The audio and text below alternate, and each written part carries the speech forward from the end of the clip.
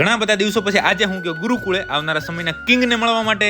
જય માતાજી મિત્રો. આજે સવારે વહેલા હું પહોંચી ગયો રાપર ગુરુકુળ ગૌશાળાએ. ગાયો બધી બાંધેલી હતી, વાસુડા આમ તેમ દોડતા હતા. એ જોઈ પછી હું ગયો નાના વાસુડાના વાડાની અંદર સૌથી રૂપારું વાસુડું આ હતું, પણ કપારમાં ટીલું છે ને એ નકામું હતું. અંદર બધા વાસુડા ચેક કરી હું આવી ગયો વાડામાંથી બહાર. ત્યાં સુધી આ ઢીંગલું તો અહીંયા જ ફરતું હતું. પછી મેં જોયે બધા વાસુડાના પિતાજીને મોટા આંખલાને જોઈ હું આવી ગયો મોટી ગાયોના વાડાની અંદર. મારે આ વાડાની અંદર સ્પેશિયલ આવવું પડ્યું આ સાહેબ માટે. ના સાહેબ તો મને જોઈને સીધા ભાગવા જ માંડ્યા. થોડા આગળ ભાગીને એક જગ્યાએ ઉભા રહી ગયા એટલે આપણે એકવાનું એનું સ્વરૂપ દેખાઈ ગયું. પણ એ વાસડો મને પૂરો ન દેખાણો એટલે વરી મેં એક ટ્રાય કરી તો વરીએ ભાગવા માંડ્યો. ત્યાંથી થોડો આગળ જઈ વરી ઉભો ને હવે થોડો બરાબર દેખાતો હતો ને હવે તમે બરાબર જોઈને મને કહો કે કિંગ સાહેબ છે ને અપકમિંગ કિંગ હો અપકમિંગ. ત્યાં સરસ મજાનું એક લવારું વાસુડું મને દેખાણું. વાસુડાને જોઈ ફરી એક ટ્રાય કરી આને અલગ કરવાની, પણ એમાં અસફળ રહ્યા. મેં પછી વાસડાને અલગ કરવાની ઘણી ટ્રાય ના કરીને પછી જોઈ લીધા એના જ પિતાજીને, કારણ કે એ અહીંયા જ ફરતા હતા. ત્યાં મને ફરી દેખાઈ ગયું આ અતિ ભલું વાસુડું. ગુરુકુળ ગૌશાળાથી હવે આવી ગયો તો હું પાંજરાપોર. અહીં મારા મિત્ર રતનભાઈ કરતા હતા લોડર થી લેવલિંગ કરવાનું કામ. ત્યાં એ કામ જોઈ હું આવી ગયો આઈસી બોર્ડ નું કામ ચેક કરવા માટે. અહીં વચ્ચેની દિવાલનો પાયો ચણવાનું કામ ચાલુ હતું. એ બધું ચેક કરી હું આવી ગયો આપણી ગૌશાળાએ. પરમ દિવસ બધો ચરો આપણે ઢાંકી નાખ્યો હતો ને કાલે ખોલી નાખ્યો હતો. આજનું વાતાવરણ એવું હતું કે વરસાદ આવે એવું લાગતું હતું ને વરસાદ ન આવે એવું લાગતું હતું. વરસાદ ના આવે તો ચાલે, પણ આવી જાય તો